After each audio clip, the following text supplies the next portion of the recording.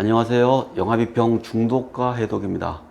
오늘은 페미니즘에 대해서 말씀드리겠습니다. 지난번 영상에서 구조주의에 대해서 말씀드렸는데요. 구조주의가 가지고 있는 장점이 분명히 있습니다.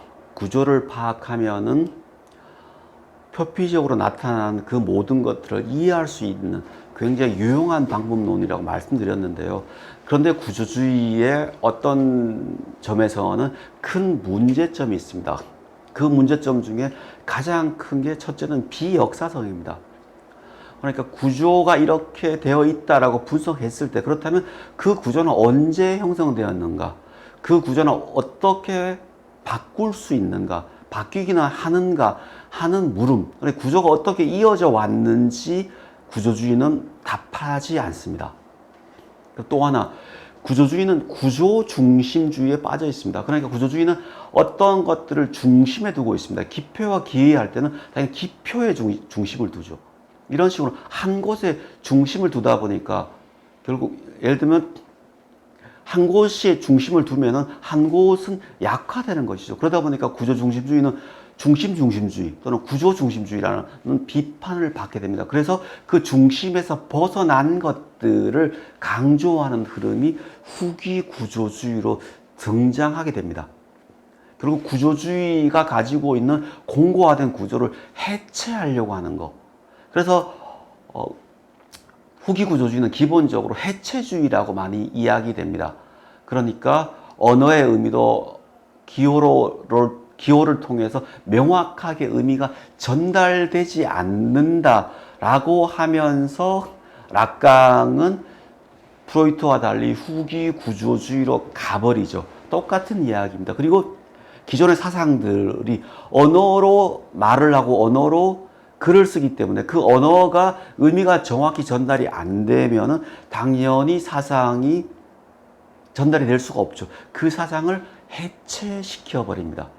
그리고 억눌렸던 존재들을 하나하나 풀어내는 것이죠. 그러다 보니까 남성 중심의 구조를 깨는 페미니즘, 미국 중심의 구조를 깨는 탈식민주의 같은 방법들이 후기 구조주의라는 우수한 나라에서 각계약진을 할 수 있었습니다. 물론 오해하시면 안 되는 게 페미니즘이나 탈식민주의는 후기 구조주의라는 학문이 나오기 전에 실천으로서 먼저 있었습니다.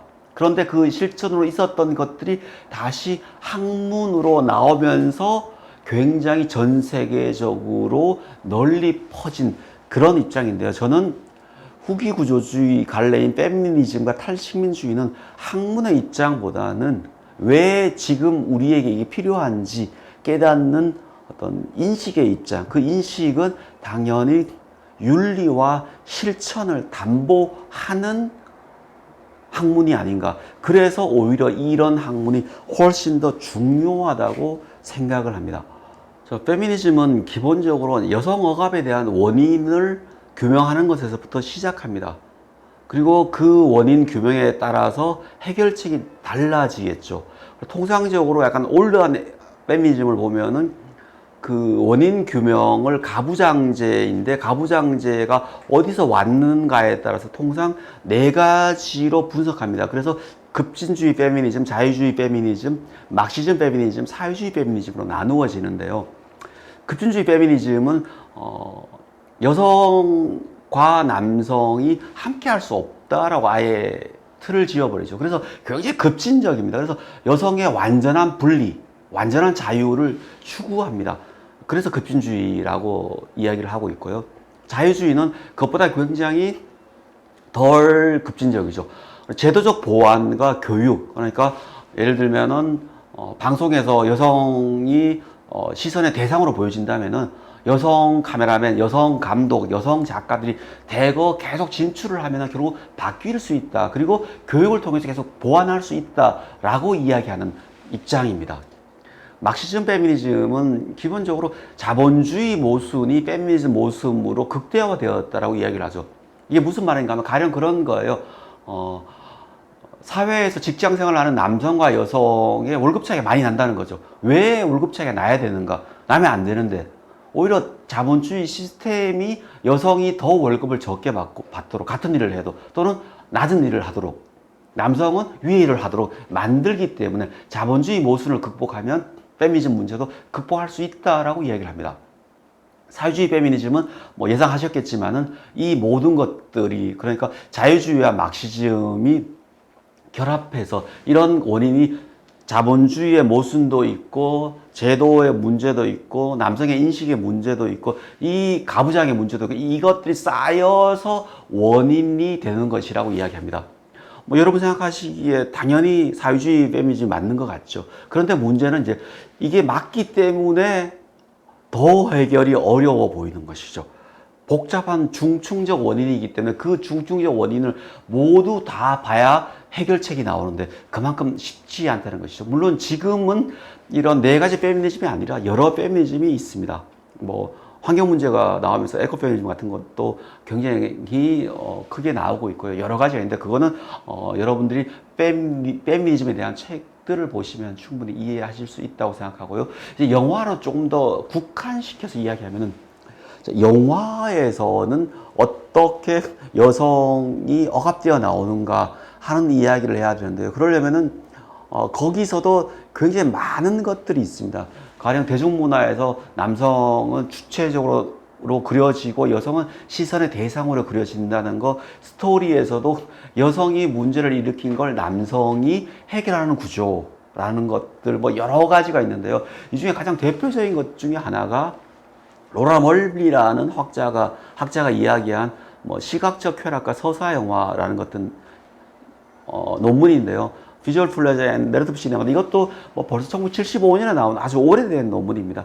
그럼에도 불구하고 이 이후에 숱한 논문들이 나왔지만은 이 논문만큼 파괴력이 있고 핵심을 짚는 논문이 없기 때문에 여전히 출발은 이제 여기서 한다라고 할 수 있습니다. 결국 이 논문의 핵심은 그거예요. 영화가 어떻게 여성을 비주체이자 관음증의 대상으로 만드는지 멀비는 아주 명확하게 증명을 합니다. 그래서 영화 내용에서부터 카메라의 시선, 편집, 음악, 조명 등 다양한 방식으로 여성을 관음증의 대상이자 객체로 만드는 거 그걸 분석하죠. 가령 시선 이야기를 합니다. 영화에서 시선은 세 가지라 그러죠. 찍는 카메라의 시선, 그걸 보는 감독과 관객의 시선, 그 다음 캐릭터의 시선인데 이 모든 것들이 남성의 시선으로 구축되어 있다는 겁니다. 그래서 여성조차도 영화를 볼 때 그 남성의 시각으로 본다고 합니다. 제가 페미니즘을 할 때 수업 시간에 두 영화의 섹스 장면을 보여줍니다. 김대호 감독의 방자전의 섹스 장면과 변영주 감독의 미래의 섹스 장면을 보여줘요. 그리고 어떤 게 더 여성을 관음증적으로 그렸는가라고 물어보면 100% 김대호 감독의 방자전이 여성을 관음증적으로 그렸다고 합니다. 방자전은 조여정의 몸매를 카메라가 훑어나가죠. 그리고 김주혁에게 반응하는 조영정의 신음 이런 것들을 굉장히 강조합니다. 그런데 미래에는 두 사람의 섹스를 같이 남녀가 하나로 합쳐져서 희열을 느끼는 그 상황을 멀리서 보여주기 때문에 남녀를 구분하기 어렵습니다. 자, 그러면 우리 이제 여러분들은 감을 잡으셨죠? 영화가 어떻게 이제까지 여성을 그렸는가 그리고 그걸 가장 노골적으로 그리는 게 포르노죠. 그래서 포르노를 페미니스트들이 극렬하게 반대하는 결국 거기서 나오는 겁니다. 그리고 그런 영화, 그런 영상들이 여성에 대한 시선을 굉장히 왜곡되게 만든다는 것이죠. 그러니까 주체가 아니라 객체, 남성의 몸짓에, 남성의 손길에, 남성의 행동에 반응하는 객체로 그려진다라고 하는 것이죠. 그래서 멀비 이후 많은 대안적인 영화들이 등장을 합니다. 그래서 결국 페미니즘은 재현의 문제, 주체의 문제, 수용의 문제, 이 모든 것들을 아우르는 틀입니다. 그래서 페미니즘을 공부하는 것도 만만치 않게 많이 공부해야 되고요. 페미니즘의 5분의 4 정도는 역시 정신 분석학입니다. 그래서 정신 분석학을 또 열심히 공부를 하셔야 페미니즘을 같이 하실 수 있습니다. 그래서 참 공부를 하는 게 끝이 없구나 하는 것들을 저는 매일매일 고통스럽게 느끼는데 여러분도 이 고통이 그런데 이 고통이 괴로운 고통은 아니에요. 뭐라 그럴까요? 뭐 역설적으로 즐거운 고통의 희열이라 그럴까요? 그런 것들이 있습니다. 그래서 여러분도 그런 어떤 고통의 희열을 같이 한번 느껴보시면 어떨까 싶습니다. 2016년에 만들어진 영화 가운데 이경미 감독의 비밀은 없다가 나왔을 때 이제 페미니즘계에서 굉장히 이제 호평을 하면서 아주 좋은 반응이 있었죠. 이 영화의 핵심은 그거예요. 폭력적이고 그런 남성과 달리 여성은 어떻게 그려지고 비주체처럼 그려진 여성이 어떻게 주체로 올라서면서 남성과 같은 똑같은 폭력을 행사하지 않고 다른 방식을 통해서 남성의 어떤 세계를 폭파시켜 버리는가, 그 주체가 어떻게 여성이 될 수 있는가 하는 이야기를 그리고 있어요. 그래서 이 영화가 재미있는 지점은 바로 저는 그 부분이거든요. 그러니까 기존의 이 영화 전후에 나온 어떤 흐름 중에 하나가 여성 복수극이었습니다. 그러니까 어머니, 모성성이 자식이 죽었을 때, 자식을 죽인 방식과 똑같은 폭력적인 방식으로 복수를 했었는데, 이 영화는 그 방식하고는 다르게 복수를 해요. 그래서 남성의 폐악이라고 할 수 있는 그 폭력성을 여성은 극복하고 넘어서면서 남성이 지니고 있는 그 세계의 폭력적인 세계를 깨뜨려 버리는 그 결말, 그 지점이 굉장히 달라서 그 당시에 이제 흥미롭게 이야기된 부분이거든요. 그래서 여러분도 이 영화를 보시고 이 영화에 대한 비평들을 읽어보시면 페미니즘이 이런 식으로 사회를 보는구나 하는 것들을 느끼실 수 있습니다. 사실 페미니즘에 대해서는 저도 그 이야기하기가 되게 두렵습니다. 한국 사회에서 남성은 어떻게든 여성에 비해서 기득권이기 때문에, 특히 우리 세대는 더더욱 그렇기 때문에 저 스스로도 굉장히 말하는 게 두렵습니다. 그렇기 때문에 저는 저보다는 더 공부가 되신 다른 어떤 페미니스트 평론가 분들의 글이나 유튜브를 보시는 걸 저는 더 권하고 싶습니다. 자, 오늘은 여기까지 말씀드리도록 하겠습니다. 감사합니다.